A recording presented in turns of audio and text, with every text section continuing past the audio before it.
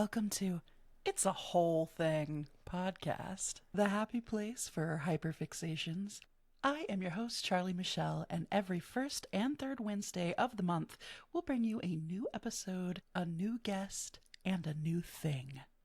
And seeing as how this is the first episode ever of It's a Whole Thing podcast, I wanted to give you a little bit of background on it and what it's all about. Don't worry, I will be very brief. I've always said that if somebody is super into something and it lights their eyes up when they talk about it, I could listen to them talk for hours. So I thought, why not actually make a space to do that? And I wanted to make this space just for people to talk about their fascinations. Maybe you could set the record straight on some misconceptions, or just generally nerd out. I am so grateful for everyone giving this podcast a listen to. I'll try not to do that too much.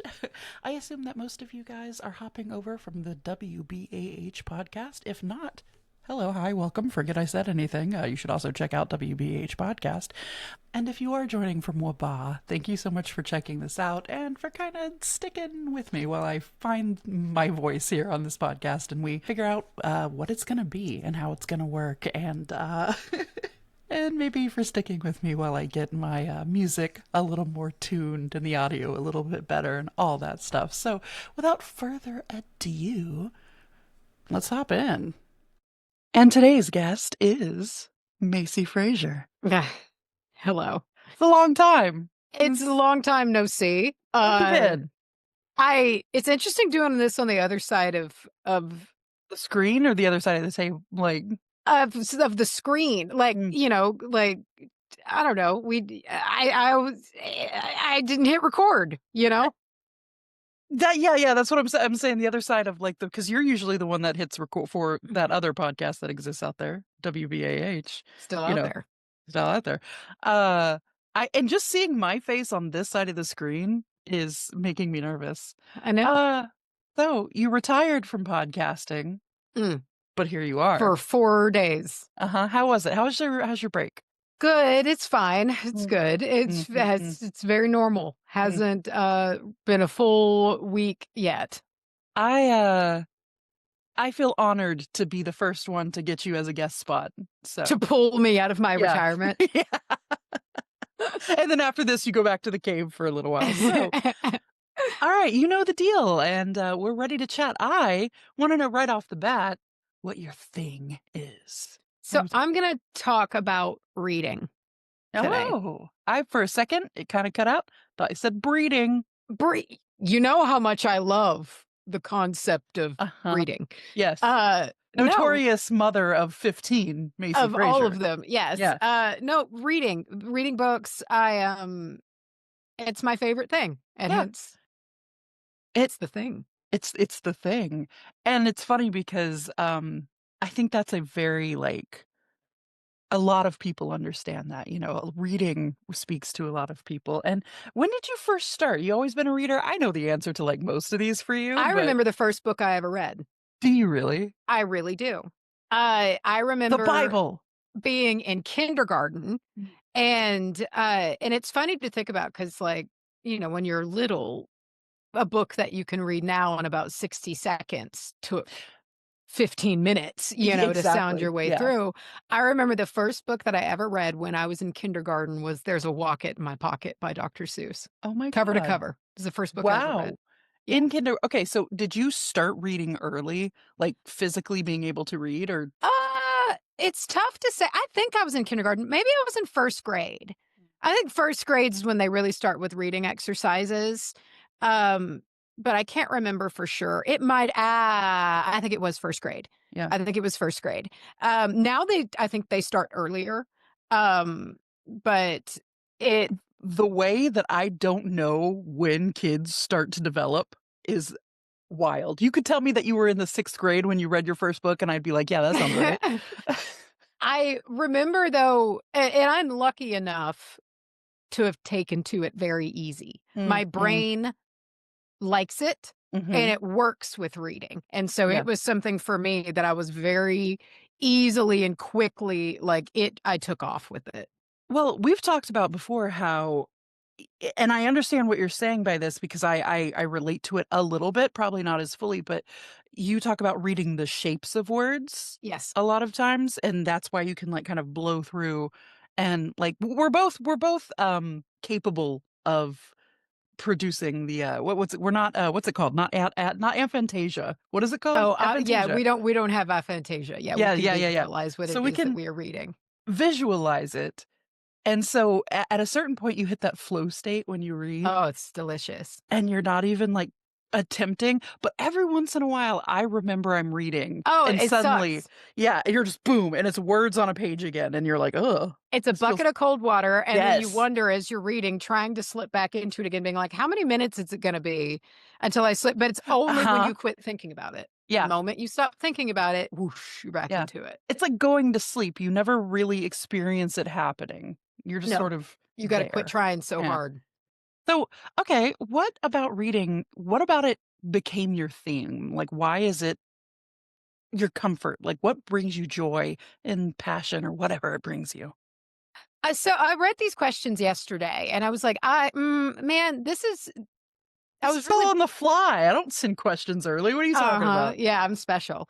Uh, it I think I got a couple of answers. Mm, So, one, it's always just been very comforting to me. It is a thing that I can do and not get overstimulated. mm, There's a lot of hobbies that I like that I have that I enjoy, but they stress me. Even art stresses uh, me or things like that to where, is this going to turn okay? Is this going to be the way that with reading, I am not in control of that. The mhm. only thing I'm in control of is the time I'm putting into it, and that's it. Yeah. And there's a lot of peace in that. It's a hobby that I don't have to make or anything like that. I can just sit Mm. with it. And it's a good way for me to relate to stories and characters in a more intimate way than I have to when they're alive next to me. For certain.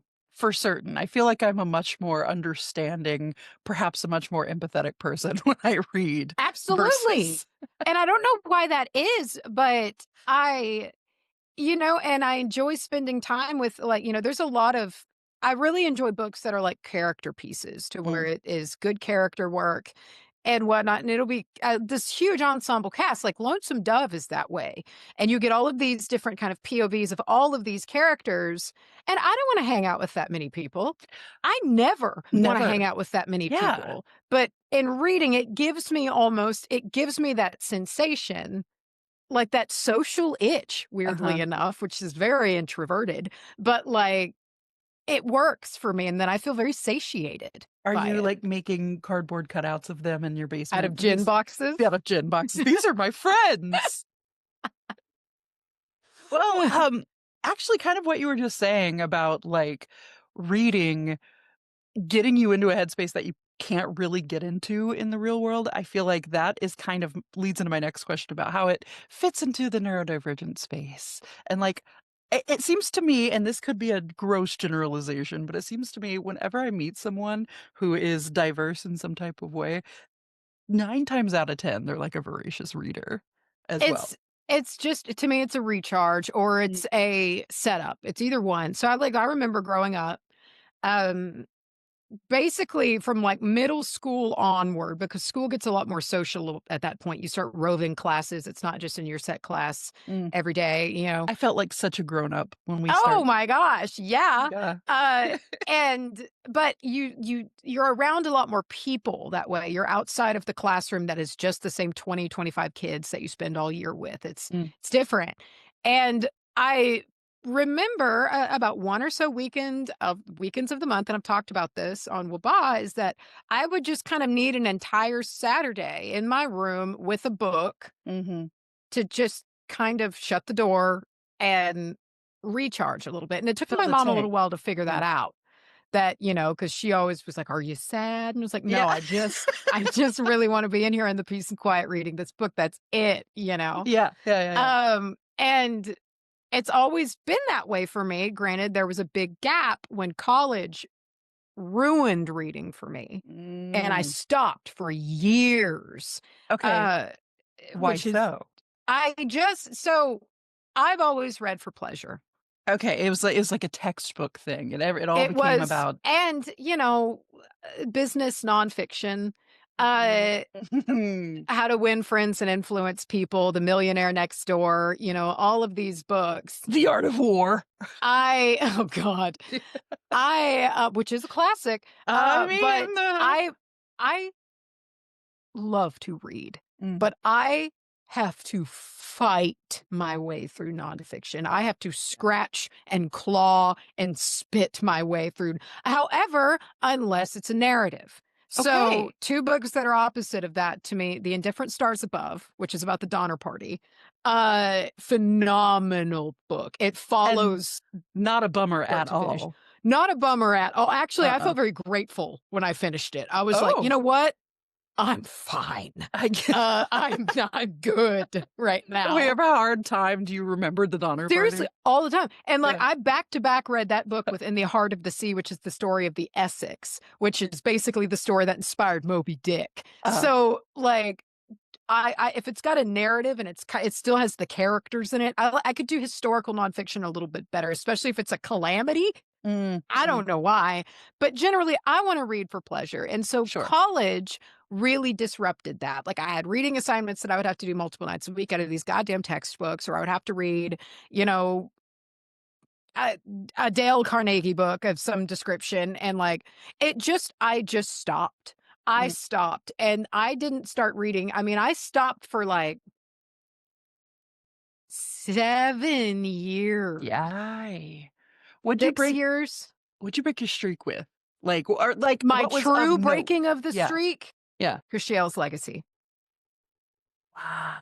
Yeah, and I think that's another reason that's got such a soft spot for me, Mhm. was that started it. Like, that series, I read all 9, well, the 6th and then Nama's trilogy, and then I was ready to go. I wanted to keep reading. I Yeah. needed more stories again. It was just Well, like how I always felt before.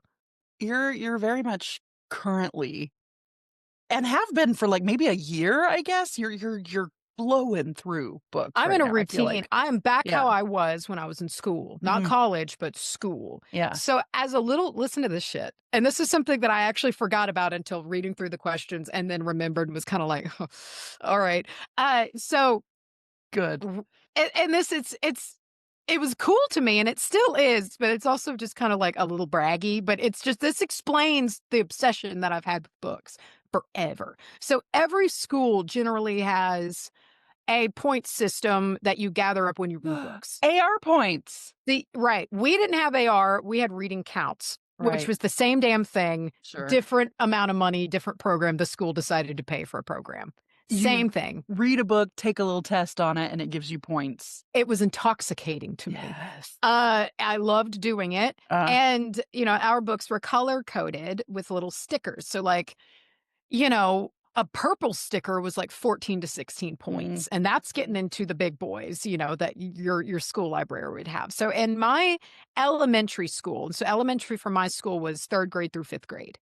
I loved that library. That's probably my favorite library. I don't know, my high school library was pretty tight, but like that was a pretty cool library. And that year specifically, we all had these library folders, and every 100 AR points, you got a different animal die cut paper stapled to it. cute. And so they were all like Sahara animals, Uh-huh. and my folder was yellow. And at the end of the year, me and only one other girl got the lions. And it Was was this other girl 1,200 goddamn points. Oh, shit. Like, it was You got the insane. lion? I got the lion. That was And, the like, top of the top. and it was like I had to get into the inside pocket of the folder at that point because the front and the back was completely, and I just remember being just like, about it, being so stoked. But it's all that I did. This And other like, girl, did this happen to be the academic rival that we've talked about no, times? I Oh, didn't okay. know her that well. Okay. And so it was just kind of, we were just kind of coming up, not even adjacent to each other, but it was just kind of one of those things that like I would find out like we were the only two that got I it, got the lions. Did that you, got like, the shoot each lion. other a look? And you're like, I we got this. I just remember being absolutely high on my own Yeah. supply. I remember nothing else at Um, all. did you ever do the AR or whatever it was, the system? Did you ever try to sneak extra points by taking Holes. movies? Yeah. Is that Holes was, yeah. the only one I was ever able to successfully do that with. I did a few. I think I only didn't like and they were real. Like my strat as a kid was like, don't go for these big boys. Go for quantity. I went for Do the a big boys. ton of these little ones. As far as like the trying to cheat the system Mhm. kind of thing. And then I remember it was my 4th grade teacher, and this is so weird to think back on because she was like almost could probably get in trouble for preaching in class, like that Oh, yeah. level of like Uh-huh. you know what I mean. You went Oh, to yeah. I had a a few. school in the South. Um, she was the one that brought Harry Potter to everyone's attention when it first came out, and she was just raving about how good it was and how many points it was, and that's how she hooked all of us. Mhm. Because it was like she was telling us about it, and there were certain kids in the class that were like, "Oh, magic, that sounds cool." And then there was, the the kids who weren't me who needed a little bit more incentive, and she's like, that's like 20 fucking AR points. And then everyone in my class read it. And I remember just getting them points and also being like, all right. 'Cause you had a threshold you had to meet. Mm. Like, that was required to so you had to get a certain amount of AR points every month or every 6-week period, at least for us. And so, like, those big books were nice, and, like, I love so I remember and it's so funny, different things you remember, like, one of the things that I enjoyed about tax testing, which is now Ugh, STAR, yeah. standardized testing, I Yeah. always finished mine early. I Mhm. always finished mine by, like, 10. Yeah. You know? Yeah. And so that gave me an entire day, and I Mm. would plan this out. So I remember in 5th grade, I read The Tale of Despero in one day. Mm. I checked it out from the library, like, the day before and cover to cover read the tale, and I just loved it, and I remember that book so clearly, reading it on that day, cover to cover, and it's just I would plan shit, like, I loved reading in class. I loved finishing my shit ahead of time and pulling a book out of my backpack and just shutting away everybody else. That was a very specific feeling to do that. And I like you, and I know we share this. I've been an excellent test taker my whole life, and that's what's got me through a lot of classes is like the day-to-day one's so great, but then I was like, I can make this up with a test. But also things like the tax test, the STAR, the tag or tax, or like it's changed name a million times. That was also a very big, like, exciting day because I knew I was gonna get that shit done early. I knew I Oh, was yeah. gonna blow through that test and then have the rest of the day. And it was usually probably reading or sitting there with my, if I was a little older with my little CD player listening to whatever, Have but your little Walkman. having a little, and then, yeah, okay, all right. So, I if you were meeting someone who is like, you know what, not a big reader, maybe let's say they've never read a book in their life. Where would you wanna start someone off? What's the first thing you'd wanna tell someone if they're new to this hobby, if they're trying to get into reading? Find your thing. Okay. I think there's a lot of gatekeeping when it comes to reading, and you need to find your thing. Find what it is that you're into, Mm, and then go down that rabbit hole. Like, if you like fantasy, read some of these, like, cupcake fantasy books that are out right now. There's a whole bunch. Romantices having, like, the biggest moment in the world. Are they yeah. the best written? No. But is it a fun book that you can generally, like, It's whip cake. through and get yourself into the routine of reading? Because for me, reading's about routine. Mm, mm, I wake up every morning at 5 a.m. and on work days, I read until 7. On weekend days, I read until probably 9 or so, mhm, But it's like, that is the time that I get every day, and sometimes if I'm really in a book, I'll read it, like, after dinner, just sitting on the couch, but mhm. it's uninterrupted in the morning. Yeah. It's pure and it's quiet, and that is my time, and my alarm rings, like, once, and I don't gotta fight it. I get out of bed because that's my reading time. And so, like, that routine can eventually come from the enjoyment of wanting to do it. But Yeah. first, you gotta find the enjoyment of wanting to do it. To me, in my opinion, reading should never be work. You shouldn't have to Sometimes fight to do it. it can feel like a slog sometimes if you are trying to force it. I've tried to force it so many times that I'm like, maybe I'm not a reader," but then you pick something up that really blows your nips off, and you'll devour it. You remember going through the Hunger Games series? Yes. Do you remember that? That Oh, was yeah, one of those it was go to sleep intoxicating. with it in your hand, wake up with it in your hand, and nothing else existed. It was And it's like, wonderful. I want that And it still again. is, it still Yeah, holds up. And if you find your thing, you if know? you find your thing, well, and then, like, to me, reading is about, it's like a palate. It's like with Mm, food, you know, and everybody is different to where you might have some palates that are a little bit more selective and kind of limiting on what it is that they like to consume, and that is if fine. you will, You sure. have your set stuff that you Yeah. like to take in, and that is okay. Mhm. Or after you get into more of a reading routine, maybe you start branching out and finding other things. That's fine too. And I think it's important to remember that, because one of my favorite things is talking to people about reading, talking about books, things you like to read, and not falling into the trope of like, but like, you don't go into that, you don't do this. You know, it's like Yeah, yeah. reading itself, the act of it is the most important thing Mm, that you can be doing mm, with, books. It doesn't yeah, matter necessarily what they are. That shouldn't be as important. It's just the fact of doing it and spending time with the books. And if you do that and you start off with what you like, unashamed of what that is. And now, today, in this day and age, is a great time to do that. sure. It's all out there. I mean, you can be unashamed about a lot in You can these, order it discreetly to your home, like, it's and that's a whatever. whole other can of Yes, worms. I don't even wanna call it erotica. I guess it is. it is. No, it's definitely Spicy erotica. books. Yeah. Um, and also too, you can listen to books. Like, just because I like to read them with my eyeballs because I find it helps Mm, me retain them better. mhm. I have a harder time retaining them when I listen because I get distracted, but some people are completely the opposite of Yeah, that. sure. It's about the story. For me, as someone who reads for pleasure and someone who likes fiction, it's about the story. It's about the way it makes you feel. And if the alternative is not feeling those things because you're not Yeah. reading it with your eyeballs, listen to the goddamn book.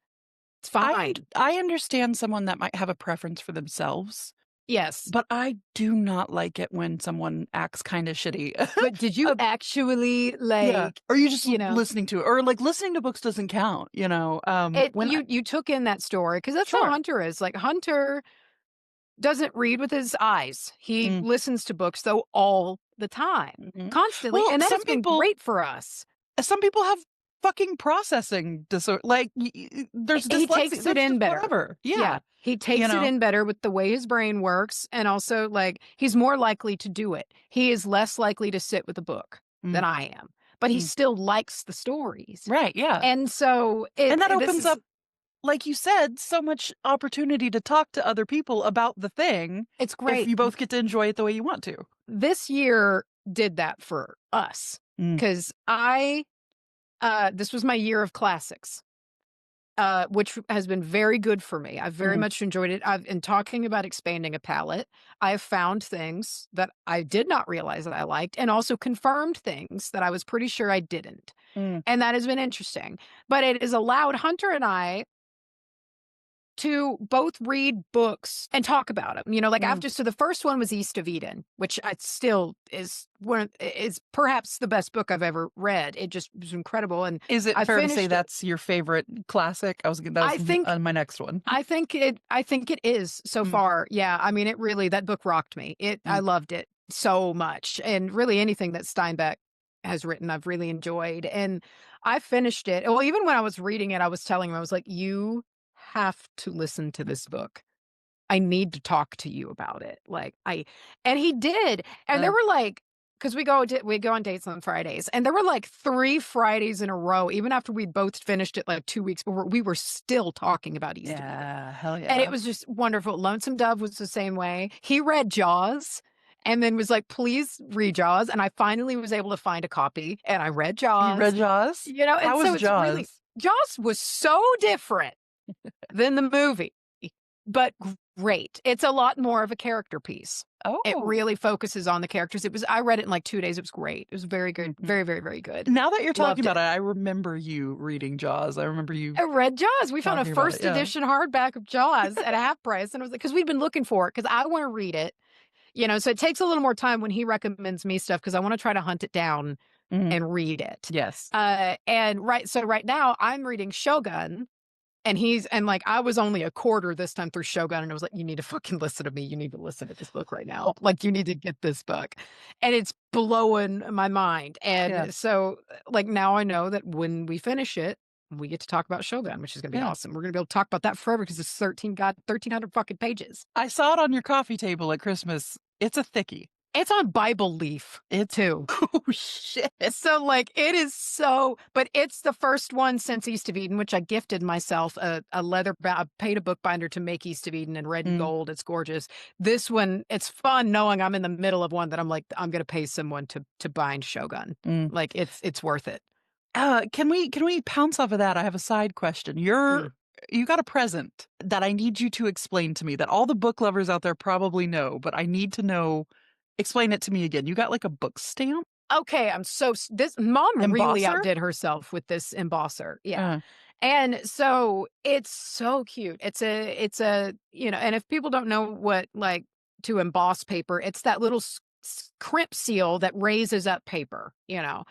And mom ordered me one that says Ex Libris on the top and then Macy and East Frazier on the bottom with like some rosemary sprigs in mhm, between. And it's pretty big. It's about 2 inches across. And Ex Libris means from the library of. mm. And so it's like, you can mark your books with it, and it marks it as yours from the library of Macy and East Frazier. I'm so stoked about this. So I'm going to go through the ones that I read this year because I've got my fancy schmancy shelf of Mhm. my classics I've Yes. been Yes. cultivating, and I'm going to do every single one that I've read this year on Is it there. just like the first page of the book? Is there a specific I think on the title page, or like the Mm, initial first pages, yeah, put it on there, and it's mine because those books I intend to keep. yeah. Um, and keep expanding. And eventually I've told Hunter, I'm like, "You ready to build them built-ins?" Because that's coming. But, yeah, I'm gonna mark them all, and that also is That's kinda cool to know. Eventually, I'll have that whole shelf it embossed. it's something to really kind of bring your library into the physical because like, Yeah. you could anybody who, like, has a collection of books can be like, "Oh, this is my library," but that's official. It literally says "From the library Library of." of. You literally Mine. stamped it. You Yes. stamped it. So, okay, what is a common misconception that people might have about your interests that you wanna clear up? And I kinda said this already, but I do think it's a big one, is that it's work. Mm. I think a lot of people harbor memories of being forced to read in school, and being forced to read like classics or whatever in school that are beyond, I don't want to say beyond your comprehension because that's not necessarily true, but Sometimes it is. Sometimes they're like, sometimes it is. "Read this Shakespeare in its OG language, you 6th grader," and you're Yeah, just like, and you just don't relate to it, yeah, or it's too fucking much. Like, sure. I remember in 6th grade, 8th grade, reading A Night to Remember. And I loved it, but it fucked me up. Like, and I got a gilded, beautiful leather copy of it on my shelf, and I'm just like looking at it, knowing I'm gonna read it this year, but I'm like, I'm having to hype myself up to Yeah, do it, yeah. You gotta and go it's not reprocess big. that and get yeah. But in my memory, I spent 6 weeks reading that book, Mm, and because it felt like it was just so intense. And so, I mean, it was like, but then, there's just I remember really fighting my way through um The Scarlet Letter. And not to oh say that, but god. it's just like I was Yeah, I same, was a same. freshman, I'm sure there are people reading The who love it Scarlet and it's Letter. great. It's a classic for a reason, but, like, I struggled, oh boy. fucking The Awakening by Kate Chopin, fuck that book. But then it's like when you're not allowed in school to really fan out all the time into what you want. Now, of course, there's the free time, and I spent so much time in libraries checking out books. But if you are a slower reader or you Mhm. have less time, maybe you're doing sports or you've got, a lot of extracurricular shit that you're doing, you don't always have as much time to just sit and read. So if the only reading you're doing is the forced reading you're getting kind of assigned and you don't like it, then by the time you don't have to do it anymore, you're done, Yeah. I'm never you reading know? another book in my life because they all And suck. Yeah. that's that's sad, but Mhm. not sad like, it's just because there is something you'll enjoy. It's Do out you there. do you think that one could possibly just pick maybe 3 random words, almost Mad Lib a book into existence, and it's out there? Could you be like for me, could you be like, I like, uh, goth music, Ferris wheels, and popcorn," It's all and out there. you'll find a book. Yes, it's all out there. And that's what's so amazing, like, today is the searchability. Mm, You can search anything that, and another great way to do this, Reddit's a good tool for that. sure. Like, all of these subreddits and shit like that, people will talk about books and things that tie into it, and You're gonna see a lot of opinions, but yeah. it's Reddit. But there's going to be something out there for everybody, and again, there are audiobooks. Mm, mm. So it's like, even if you're just eh, wanting to get back into the stories again, but you just don't have the time, or reading doesn't sit right, or it gives you a headache, or you're dyslexic, or you have ADHD and it doesn't. There's so many different reasons that it's The like, fuck it. slew of things that Yeah. could make it not enjoyable, yeah. So it's like, when I say reading, I more just mean an appreciation for literature. Mm, mhm. And it it means a lot to me. And in this year of reading classics, I'm amazed at how different I am with them than I was at the top of the year, Mm. and how much more of an appreciation I have for prose. Things were just said different back then, and not even talking about old speech. Like, there was just a way of stringing words together. Mm, And a lot, and this isn't across the board. I've read modern works that are also just mind-numbingly gorgeous. mm. But, like, there's just some phrases and things, like, I've read in these older books, whether it be, modern classics like the Steinbeck era or even older, of just kind of needing to, like, close the book for a minute, just being like, "Wow." Yeah. Like, what a way to utilize word. Mm. And it's different than a lot of, you know, there's a casual air to a lot of modern publication. Not all of it, but, like, for instance, in the really popular romantasy field right now, it's written very casual. Mm. Even though it's kind of like medieval or fantasy in nature, there it's almost like juxtaposed to this modern style of writing. Sure. Yeah. And it's fine, but I did not realize until kind of going back a little bit how much I appreciate this more formal way Mm. of communicating. A And little it's more one of the reasons, like, I like flowery, yeah. Cushiel's Legacy so Mm. much, is because that is top to bottom fantasy that has, like, it's the world building to even their swear words are unique. Yeah. To Yeah. whereas, like, in a modern romantasy book, they might be using, like, slang we use, which is really inexplicable, and it Uh-huh. doesn't make any sense when you think about it. Yeah. But, like, It's like in Lord of the Rings when they know what a central nervous system is. Yeah, it kinda exactly, it's like takes you that kind out. of shit really bugs me, and it Yeah. it shouldn't probably, Yeah. but it does. Mm. And so it's just, I've kind of I've discovered this year I'm a little old-fashioned, which is not a Mm. surprise. I was gonna say Uh, you've discovered that this year? Okay. but I'm old-fashioned in my books, and I didn't know that. Mm, And mhm. and so it's like, in reading something like Shogun, all of my buttons are getting pushed because it's deep, it's overarching, the world lingo is, I mean, it's not fantasy, it's feudal Japan, but, like, it's top to bottom tight. Yeah. The editing is good. Mm, mhm. There's no real slip ups, Yeah. like, and this is an example that I use, and I do not want to shit on your enjoyment of this book, but this is an example I can think of modern editing that I do not think would have slipped through previous editing. I feel like I know what you're gonna say. I Go think I've on. talked about it on Waba because I bitched about it. But in the book Quicksilver, Oh. which is very popular right now, Mm, there's a new sequel out called Brimstone. mm, I people really enjoy it. My future sister-in-law was talking, she's really liking it, but there Mhm. was one, and this is how petty I am. This is how, like, this is a me thing, and I'm fine with it. But there is a moment in this world that is not our world. This is a fantasy book in a different fucking dimension. And Quicksilver at one moment, or Kingfisher, looks at the girl and says, "I'll give you the Cliff's Notes." Are you That's what I remember. Yeah, that's I that's I what I just remember. Yeah. I just, like, held the bridge of my nose and just, "What?"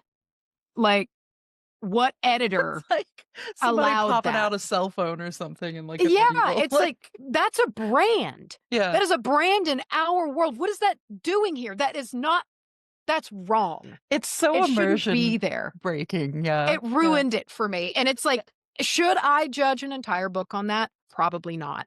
Mm, But editing is not as tight as it used to be, and I mhm. don't think people realize how important editors are Sure. in It's books, not just especially in fantasy and immersion books. Oh, yeah, They're yeah, so and critical. it's far from being just about grammar and spelling and making Yes, sure everything they is keep the it's story cohesive. Yeah, They reel the author in yeah. and kind of are like, "Well, this is gonna drive," like, editors are so important, and I feel like they're less prioritized in the modern capitalistic rat race of get these books out, get these books out, Mhm, get these books out, and you notice it and it changes, but you notice it in genres that are so popular, which is why I keep kind of harping on romantasy, not because I don't like it. I've read a lot of romantasy.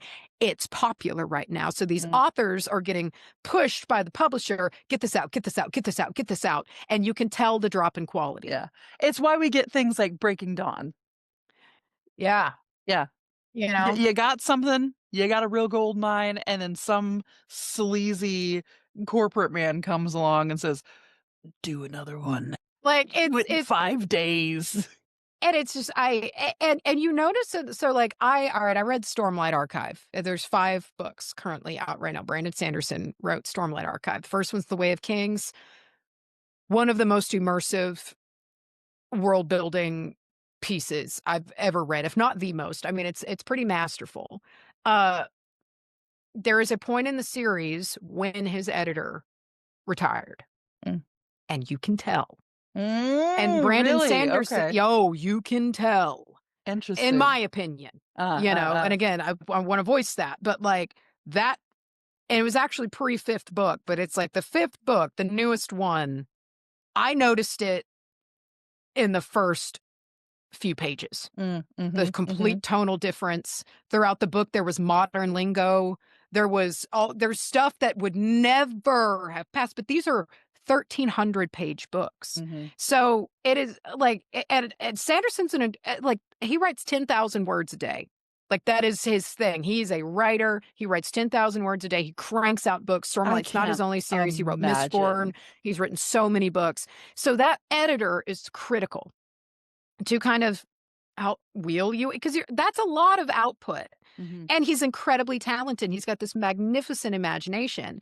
And you can just tell on a book like Stormlight to where it is so insular on the world when that starts slipping. Mm. And it's really that series which opened my eyes the most to the importance of a good editor and why editors need to be heeded and why that's something that goes beyond like you hear about the authors, you hear about publishers, you do not hear about You editors. really truly don't, not a lot, yeah. Not in a, like, a meaningful way. You might be like, "Oh, my editor does it," but, uh, that reminded me there's a YouTube channel, by John Wolfe, and I think I've talked about it before a few times. He's the grown man who is going back and reading Goosebumps start to finish, and he recently got to, I think, book, like, 16, something like that, I don't know, but it's when, R.L. Stine began to bring on ghostwriters Oh for yeah. the R.L. Stine name just to crank these books out because that's what ended up happening. And it's just funny because there was a very similar conversation there about how suddenly th- the vibe is different. You You know can what I smell mean? it. And you can just feel that like yeah, it's the same general feeling. There's some monster, it's a kid's book, yada yada, but like you don't get the classic R.L. Steinisms like then their mouth felt like cotton or they tried to Yeah. scream and nothing came out, like that kind of stuff. And it's just yeah, yeah, and people like you said, people can smell it. People can smell it. I want to do a rapid fire little here at the end, I'm gonna ask you like a certain type of book, and I want you to like here. Let's just start off. Favorite book ever overall, if you had to pick, gun to your head. I know that's a hard one to start with, but Probably East of Eden. okay, all right. How about favorite book that is kind of shit, but you still like it, Ooh, ooh, okay. and you feel maybe a little guilty about it, but you're like, nah. Ooh, golly, dude, that's tough. Because I'm trying to think of any that I've read lately that are like were like, quote, kind of shit. Uh, That I still really because here's the thing, I've got a firm line in which like so books that are kind of shit, mhm. but that I really like, I usually listen to Okay, because I don't have to try so hard to focus. sure. But let me look you straight in the eyes right now and tell you, I enjoyed multiple Mm. Ice Planet Barbarian books. Ah! Expound. I so it's like everything about them should be pure dog shit. Sure. When you look at the covers of the books, when you the name even, like and even they kind of start but like something about them is great. Mm, mm, mm. Like, and they're but it's self-aware. Right. And I think that's how it works. It's very cheesy, but at the same time, kind of surprisingly sweet romance. Because this is alien erotica. I should Oh, yeah, oh, yeah, clarify, let's but like, oh, there's been a lot of erotica books. And again, I usually listen to those that I'm like, I either DNF or I Mhm. finish it and I'm just like, oh God. Like these always like would kind of make me laugh, or I would be, just kind of grinning and walking around. And they were pleasant and they're Yeah. short. They're like 5 hours each one, It's like you is it one of those situations where you is again, it's like the cake, like, it's probably it's not that nutritious for you, but it's still But it was actually yeah, it was a decent cake, yeah. that I didn't expect to like, and I Mm, kind of I had to get a couple hours in before I really realized it, but it was tongue in cheek, and it was very self-aware, and by all rights, should be not good, mm. but I can't say that. I can't say that at all. I enjoyed it, and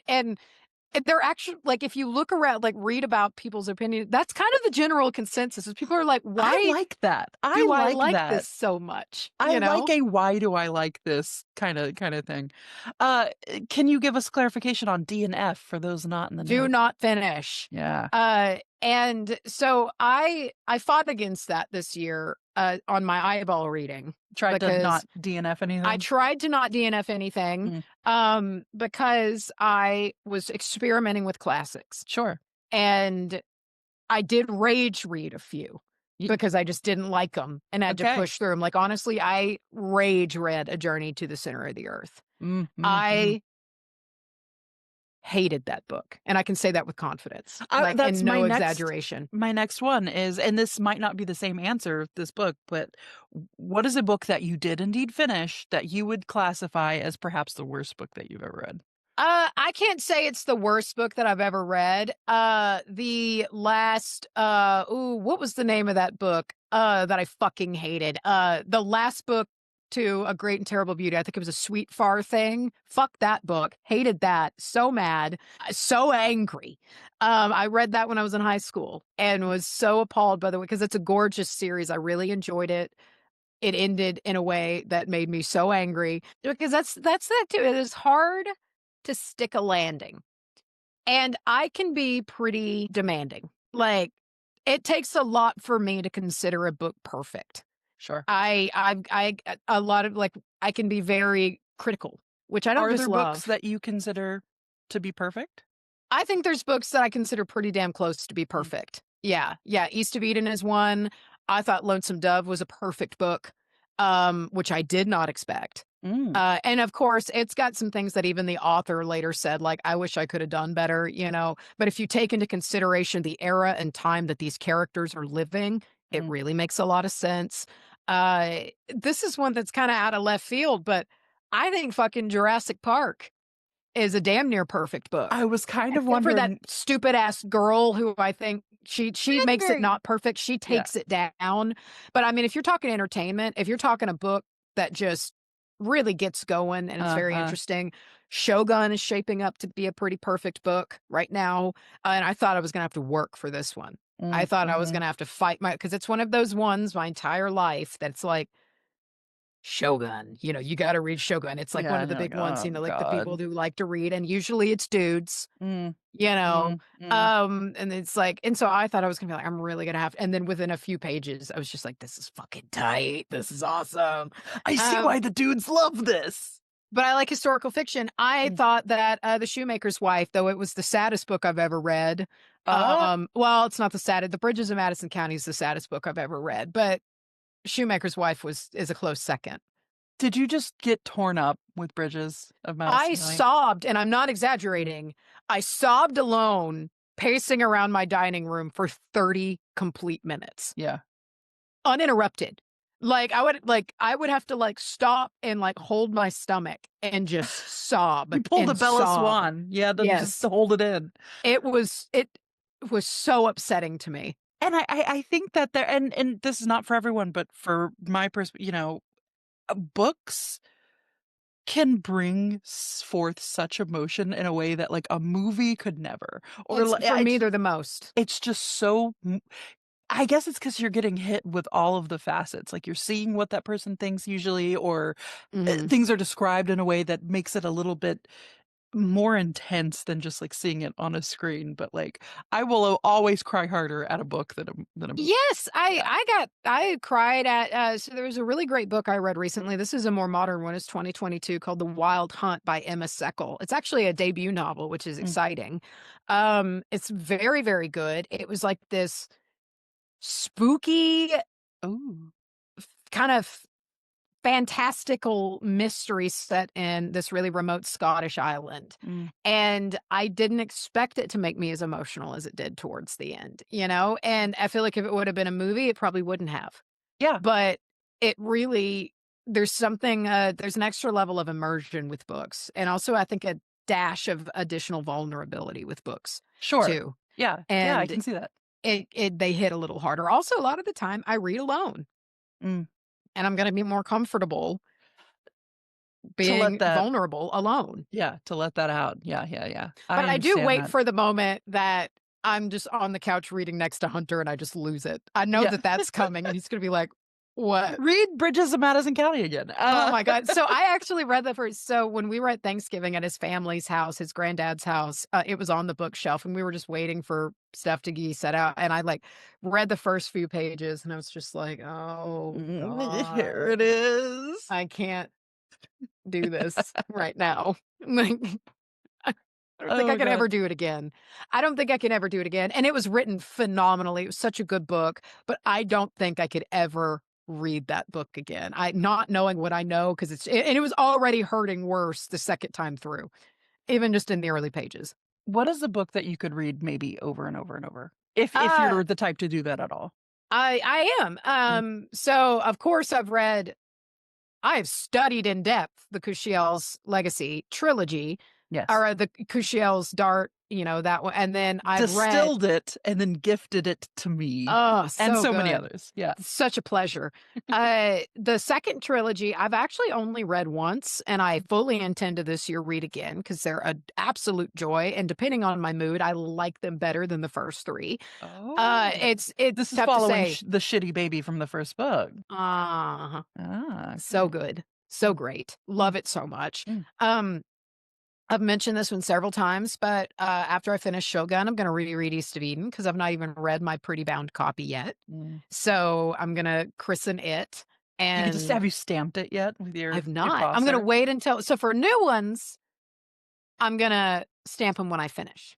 Okay. But the ones I've already read, granted, I've not read this physical copy. So it's like after I read it, I will stamp it. But the ones that have already been read, I will and it's a little tricky on the ones that I have that are volume sets. Like I've got a Bronte Sisters volume and I've read Jane Eyre in there, but I've not read Mhm. Wuthering Heights and I've not read the other one that I can't remember. And I'm not looking forward to reading Wuthering Heights either, but I want to finish that volume. I did Is that the finish my one that King volume, which I'm excited about. you're what?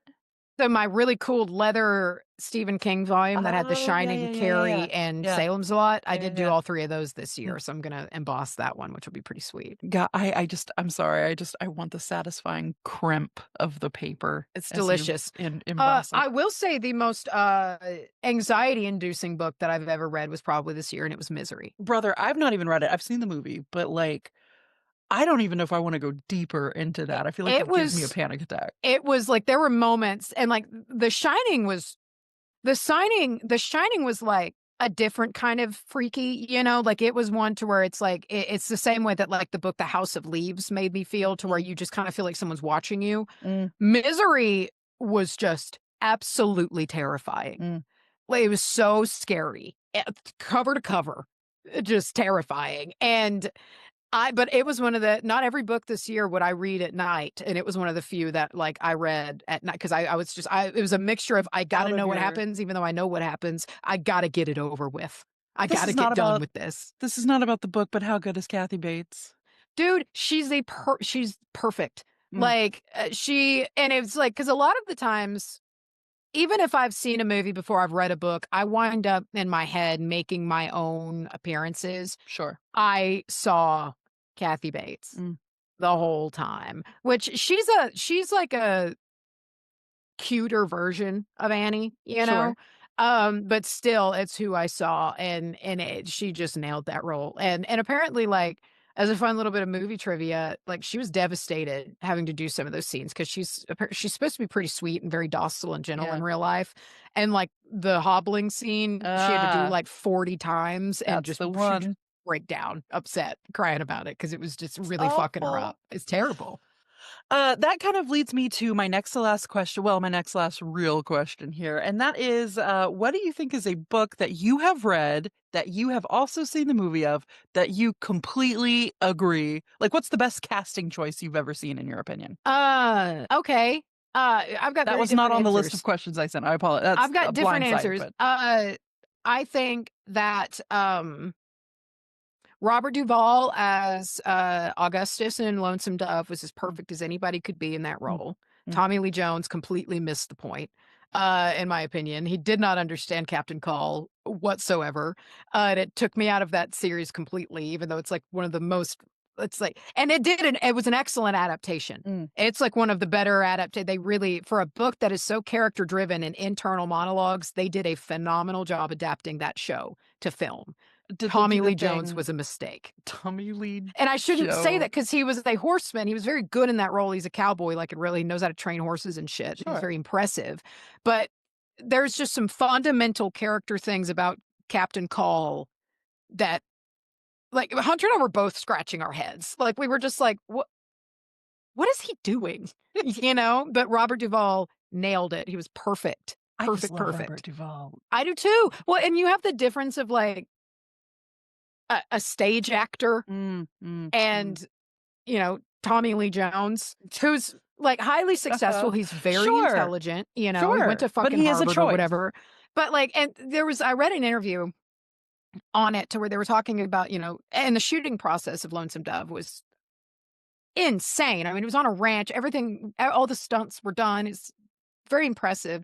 But, like, they asked and so Robert Duvall, like, anytime he had a spare minute, he would be, like, going over his lines and testing different things and how he wanted to deliver, and, he talks about that's, like, how he does it, and Tommy Lee Jones is like, "Oh, no, acting's the easiest in the world, you just do it. It's like eating," and it's like, Do you "Not really." Um, That reminds me of that thing with, it's Ricky Gervais and Ian McKellen, and Ricky Gervais is asking him for, like, acting, like, "How are you such a good actor?" And Ian McKellen is like, "Here's a little secret. Before they film, they give you a piece of paper with the words on it." And he's like, "I just in Lord of the Rings, I had to be a wizard, so I would just go out there and pretend to be a wizard." And he just makes it like this really Little stupid. ass. That's one that I think that some of the casting was brilliant. We talked Sure. about it at length. Yeah. Ian McKellen as Gandalf. I don't know who else could have done it Nope. on this planet. Nope. The way that he did it, even though there's some different, aesthetic characteristics that are different, I don't know who could have done Aragorn any better than Sure. Viggo Mortensen. Absolutely. Like, that's That last minute recast was the best thing that the happened to best thing them. ever. I'm Yeah. gonna give you a modern one. Okay. the casting for Heated Rivalry. So I've I been which listening to the I've totally watched by now. I don't believe you. Uh, I've been listening to the audiobook because again, that's Really. kind of more my speed to listen Mhm. to. It's a little romance, Yeah. and the casting is excellent. It's really, I mean, and incredibly well adapted. Like even line by line Mm, adapted. Like this, it's mhm. refreshing if you're someone who's been very disappointed a lot of the time as a book reader, seeing things that are. I am Yeah. shocked at the detail and how similar that this storyline has been adapted Mm. to the screen. Um, 'Cause it's there very is nice. usually a point of a disappointment nugget there anytime I've seen anything that I Well, you're just have like, why read. did y'all do this? Yeah. Uh, The Green Mile is one of the best I've ever Mm, seen. The closest that I remember, like, being pretty blown away by a book to film adaptation was of Mice and Men. mm, Um, that was I mean, it's just that was the story. mhm, I was disappointed in the especially after having read it. Um, I don't think I think The Shining kinda missed the point a little mm, bit, and it's mm, because it's like I know that it's like one of those movies, that was like for cinematography, was like ground shattering, but I think that it kind of misses the point of the story, yeah. and really fucks up a lot of the characterization. So it's like it's interesting. There's been books that I've read this year that I thought were gonna be closer that weren't, and, like, vice versa, Mm. and then read some that been like, "Wow, that's pretty damn close," There's It's nothing just like it when you can tell that whoever was in charge got it, conceptually got it, and you're just like, "Yes." well, and that's something Um, that makes Jaws interesting. So, the story of Jaws in the book is very different from the movie, but the author of Jaws, Peter Benchley, wrote the screenplay. mm, So, it's mm. like you have the author being like, "Okay, if I need to adapt my own book for the screen, how am I gonna do that?"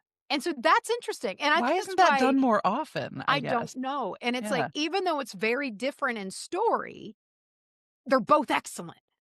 Like, Uh. the movie Jaws is fabulous, and the book Jaws is fabulous, and they're not really competing Mm. because it's the author himself that told the story on the screen, and I think that's great, And and like and that gives you a lot of leeway if you wanna make little changes on the fly. It's like, "Well, this is your universe, what are you gonna yeah, do?" you can do whatever the hell you want, and I think a lot of the casting was done really well for that. Mm, Like, but it's they had the author pretty involved in it and telling his story. And that's the thing. I think if you have the author doing that, especially on books again that are character pieces, because Jaws is very internal. You have all these characters and their minds. You're in their heads, mm. what they're thinking. That is hard to adapt to the screen. Easy, Always. you just do voiceovers. Like Right. Yeah. Everybody's got a voiceover. yeah. And so it's nice when you have the author then being like, okay, what can we do here? Mm, mhm, And like mhm. that's something I do think Lonesome Dove did a good job at. I have not and do not intend to watch the East of Eden film. Even though it's a classic and it's got Okay. James Dean in it and shit. It's only about 25% of the book. And it's the Oh, 25% of the book that cuts out the ground laying characters of the philosophy of the book as a whole. And I'm so offended by that. Um, I'm just like so upset that that's w how it was done. what's the point then? I guess And just to I have the don't name, the know. title? I don't know. Hmm, I would love for someone to adapt it to a miniseries. mm, I think it would be worth it. I'm very excited to watch the Shogun miniseries. It's mm. 10 episodes, which is what that book fucking needs, and it's got like a 4.8. And so it's like you don't usually see that on book Mm. adaptations, and it's like the general vibe is like, "It's fucking awesome." So I'm stoked about that. It's that is interesting that you say that because when you do look at, like, the reviews for a book adaptation on something, they're generally lower than you would Yes. might because people who love the source material so much, they come in and with hard opinions. So this past year for you was like a experimentation with Mhm. classics. Are you gonna continue that in this I year, am. or I what's am. what's the what's after classics? If Well, anything, if you're just gonna keep going with the I classic. wanna I wanna also do Pulitzer Prize winners. Mm, I read a few this year. East of Eden and Lonesome Dove were both Pulitzer Prize winners. The Goldfinch is next on my list, that I really wanna read. And I also I ended the year with 4 modern novels, and they were a treat. And so it's like I do like spicing. I like to just read different stuff and I bounce all over the place. I'm not very tied into genres. So like I picked out Hunter's Mom, 4 random fictional novels from a Wicked Read, the bookstore in town. And I Mm, just walked in there and was like, what's it going to be? And I knew one of them was going to be The Good Left Undone, or The Good, gosh, I think it's The Good Left Undone by Adriana Trigiani, who wrote Shoemaker's Wife. I lent mm, that book to his mom a couple of years ago and she read it and loved it. So I was like, I'll do that one because I knew it had been at the store and I'd wanted to read it, but she writes a sad book. So I didn't, I wasn't sure when I was going to be ready. And so I picked that one out and I picked another one out called Once Upon a River, another one called State of Wonder, and another called A Shadow or The Shadow of the Wind. 4 different mm, novels. Shadow of the Wind was like a gothic Spanish mystery about mhm. books. Once Tight. Upon a River was like this fairy tale ode to storytelling, a mystery of identity and like all these interesting characters and like this little girl washes up dead but then comes back to life and all of this story. It was so great. It was Sick. very, very good. State of Wonder was the craziest, which was shocking because it was the non-fantasy one, to where, like, they're doing medical research in the Amazon, and, like, a doctor dies down there, so another doctor, a really pharmacologist, has to go down there to try to find him, and that book was crazy, but it was a lot of fun, and then Good Left Undone by Trigiani was just great. Mm, It's a historical fiction about family, which is what she writes. They're always usually based in Italy. Um, it was wonderful, and so it's like I read those 4 in 2 weeks because I had to read them before I gave them to her. So I had to finish before I gave them to her. And so it's like I also just love a modern novel like that, but I I'm learning new ones, like I'm gonna follow the author who wrote Wild Hunt, and that's her mm, first book because I look forward to the next one she wrote because it was great. And like, so there's authors that I'm kind of keeping an eye on now. And also I just like to go in, and one good thing about reading classics this year and expanding what I'm comfortable with, I'm finding it easier now for me to just pick up any book and read it mm. and get through it. It also sometimes feels like a momentum thing, because It I know if is. I've not read in a while, it feels like this big daunting task, and if you have, like you said, it's the routine, and, And it's sizes too. Like after I finish Shogun, I'm gonna probably rip through a couple of 300-400 page mm, novels because yeah. that at that point, after reading a 1,300 pager, it's like nothing. It's You're like, nothing at all. "I just want a story to start and then have a middle and then have a finish all within this much space." And it's a ride, Yeah. because like I keep a spreadsheet every year. This will be year 3 of the books that I've read, the date that I finished them, and the amount of pages that I read that year. Did you add that star rating? No, but How I'm many actually going Macy's to out of do that. I'm Macy I'm would you gonna give do it? that Yeah. this year. I thought about that. I'm gonna do that this year. That's great. And so I gotta tell myself, especially since my reading time's a bit more limited now, I can't because I wanted to hit 50 books last year. I hit 48. Mm, I got close. But very my close. other goal was 20,000 pages. So it was one or the other because I read big books, Right. and so it's like, so there's just not enough time to read 50 big, thick fucking books. I Mm, did. mm. So it's like I got one of my 2 metrics that I wanted to get. So that's probably what I'm gonna do again this year is I wanna at least hit 20,000 pages. Why? I don't Shit. know. That's a big number of pages, It's I not even think. a, like, super great metric because like, page sizes are different and text Sure, but sizes, you know but what? it's It I sounds turned a great. page Yeah. 10,000 times, Yeah, and you that's know? all I wanna know. I wanna know how many times did I have to flick my eyes over and you read the Yeah, thing. and I put the month so it's neat to know how many books did I read each month, and just Ah, kind of and it's neat to be able to go back over the year and kind of see what phases I was in, and yeah. there will be, like, a few fantasy or romantasy books, and then it'll go into historical fiction, and then, like, horror, and then it just kind of then rinse and repeat, and it's neat to go back and look at it, and I like to kinda have that data to know Yeah. what I did this year. Data is fun to have, generally, especially if it's about something that you enjoy. It's so much fun to have a spreadsheet. If you're not into spreadsheets, get into spreadsheets. Someone who It's wants dude, get into spreadsheets again, it's like with reading. for what you want. Yeah. Like, it's the same Brother, thing. Do it for what you wanna the do it about, because goofiest it's a shit. treat when I get to finish a book and then I open my spreadsheet and put it on there, Yeah. dude. It's delicious. If you could host a party themed around your special interest, what would the vibe of this party be? I think that that actually would be a lot of fun. Mm, I think you could do some stations. mm, And it also depends on who I invited. sure, Um, but I think that, 1, I would like to hand select and wrap up a book for everyone coming and, choose for them kind sure, of, like, sure. recommended, like, "I think you would like Like, this." this is your party gift. This is Yeah, your this is what you get. I goodie put some bag. thought into Yeah. this, and I think you'd like this, so I would like to do that. Um, I think like building a game around erotica tropes would be really Oh, funny. boy, that Um, yeah. like Hit me I with some. oh gosh, there's so many. And I mean, starting with the main ones, and these are the overarching tropes. There's who did that to you. There's one bed. There's One bag.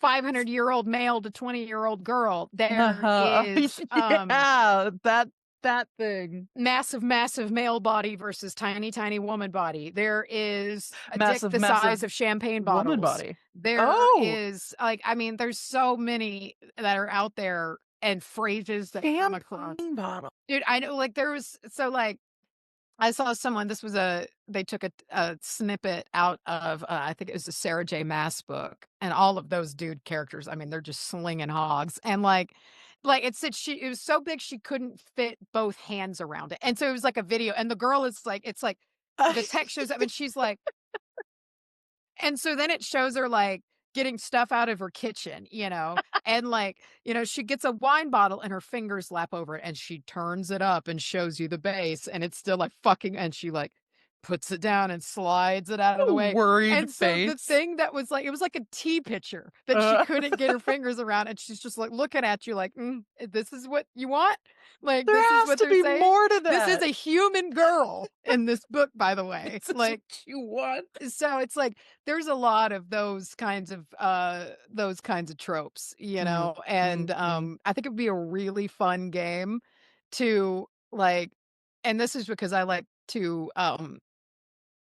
fight through I like to, be embarrassed, and I also like to fight Uh-huh. through people watch people be embarrassed, Oh, yeah. but I think it would be fun to have to, have a hat, and you gotta, draw out a little snippet of a trope and read it with this and not Oh, break. oh Read it god. and not break, Yeah, try yeah, to yeah. deliver it as Sitting in front of everyone else and there, everybody just just watches. looking. Yeah, yes, and everybody's got, wine or whatever, even Oh my napkins tucked into their god. shirts all and I think that would be hysterical Would to be so and much you fun. can't be done Yeah. until you get through it without breaking. Straight yeah, you have to yeah, yeah. Amazing. I How wanna go to fucking this funny would party. that be? I Yeah, it'd wanna be go to this really fun. party. I'm, Yeah. putting this together now, I really need to do a book party, and then your reward is, "Here's a really nice book when you leave." Beautiful. Love it. Yeah. What about music? What about food? I think it would be fun to make some recipes out of some books that I really enjoyed.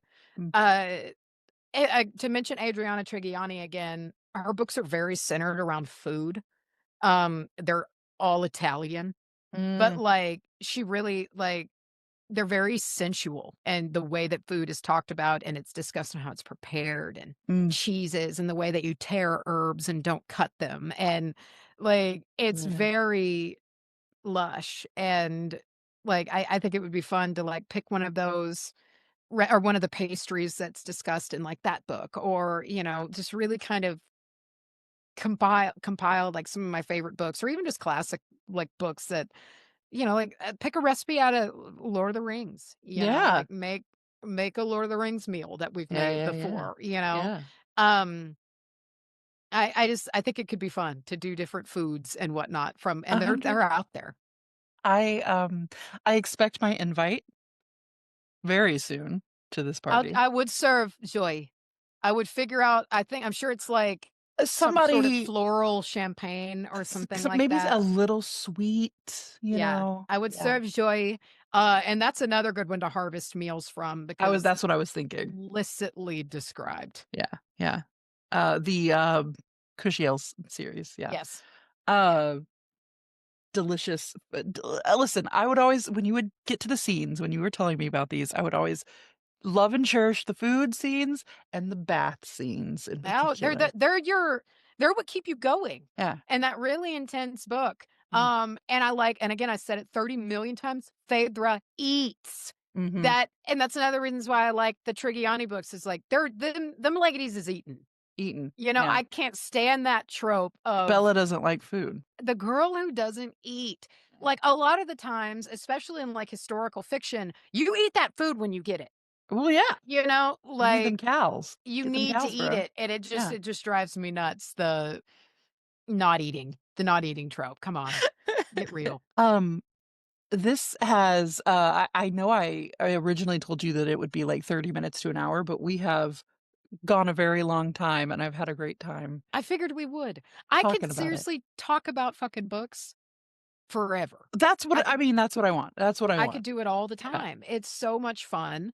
Um, I love that it is having a comeback. Mm, Reading is having a resurgence, which is nice, and I think part of that is the niche avenues that are being published, and being published openly, sure. and you can buy them in fucking Walmart a Mm, lot of the time, mm. and stores like that, and I think that's great. I'm Yeah. very excited about it. Like, when I worked at the bookstore, there were, like, teenagers that were coming in and were buying the new release romantasy books and shit like that, and Yeah. that was very exciting to me every single time because, like, there was a period in time, and I've, like, heard younger, like, teenagers talk about it, you know, and even, like, kind of young 20-somethings that reading for the last, like, decade or so has been kinda considered lame.